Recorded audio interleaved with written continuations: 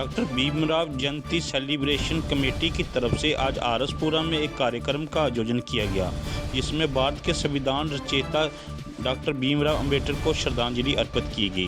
कार्यक्रम के दौरान आम आदमी पार्टी के जम्मू कश्मीर संभाग के संयोजक ओम प्रकाश खजूरिया मुख्य तौर पर उपस्थित थे।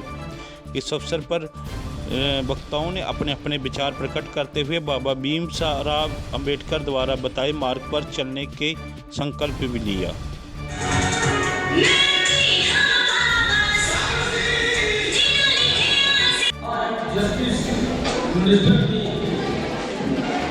उनके जन्मदिन की सभी लोगों को शुभकामनाएं देता हूँ।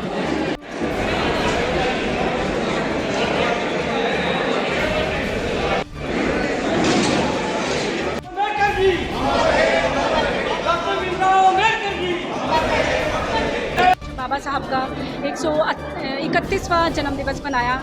बड़ी भारी संख्या में लोग यहाँ मौजूद थे और सभी ने बढ़ चढ़कर हिस्सा लिया और मुझे लगता है एक मैसेज आप लोगों के ज़रिए ये मैं बाहर तक पहुँचाना चाहती हूँ कि बाबा साहब को सिर्फ अपने बुक्स तक ही सीमित नहीं रखना है। उनकी जो सोच थी उस पर विचार विमर्श करने की हम सभी को ज़रूरत है।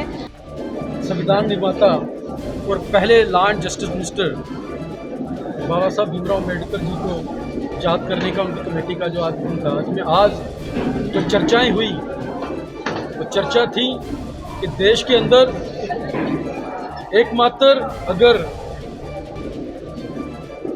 जो जातिवाद से कोई चीज़ छुटकारा दिला सकती है तो वो है शिक्षा। और शिक्षा जो बाबा साहब भीमराव अम्बेडकर जी ने कहा था कि शिक्षा वो शेरनी का दूध है जो पिएगा दहाड़ेगा।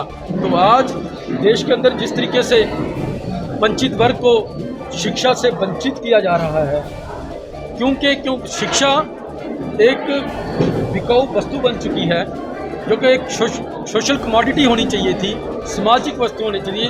समाज के लिए काम का था, समाज को उत्थान के लिए शिक्षा का जो प्रचार और प्रसार होना चाहिए था, वो आज शिक्षा सिर्फ और सिर्फ कुछ चंद लोगों के लिए सीमित रह गई है। शिक्षा का जिस तरीके से वर्गीकरण हो रहा है और दूसरा देश के अंदर नागरिकों को बाकी जो मूलभूत सुविधाओं से वंचित किया जा रहा है, तो सचमुच में आज देश की जनता को आज के जैसे सेलिब्रेशन करना सिर्फ और सिर्फ सेलिब्रेशन नहीं है, ये देश की जनता के अंदर एक पॉलिटिकल कॉन्शियसनेस तैयार करना है कि वो समाज के लिए जो आज वंचित समाज के लिए है वो लड़ें और मूलभूत सुविधाओं के लिए जो सरकारें काम करें उनके लिए आंदोलन करें, आंदोलन रखें। क्योंकि बाबा साहब ने जो बात कही थी वो कही थी कि शिक्षित हो, संघर्ष करो, संगठित हो। आज समाज को संगठित करके संघर्ष करने की जरूरत है।